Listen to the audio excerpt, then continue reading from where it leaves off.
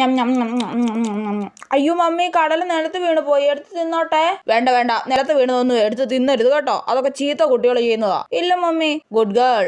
മമ്മിന് ഇതുമൊക്കെ 50-ൽ 48 കിട്ടിയല്ലോ. അയ്യോ 2 മാർക്ക് എവിടാ പോയത് മോളെ? അടുത്ത പ്രാവശ്യം 50-ൽ 50 വാങ്ങണം കേട്ടല്ലോ. ആ ശരി മമ്മി.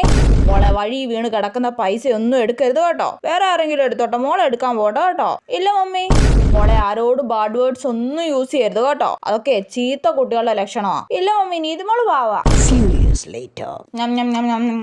അയ്യോ നിലത്ത് വീണ്. ആരും കണ്ടില്ലല്ലോ അല്ലേ? മണ്ണ് തട്ടിക്കളഞ്ഞ് എടുത്ത് തിന്നേക്കാം. 20-ൽ 3 മാർക്ക്. ഈ 3 മാർക്ക് എങ്ങനെയാണാവോ കിട്ടിയത്? അത് കിട്ടാൻ ചാൻസ് ഇല്ലല്ലോ. വെറുതെ ചെകഞ്ഞു നോക്കി ഉള്ള മാർക്കും കൂടെ കളയണ്ട.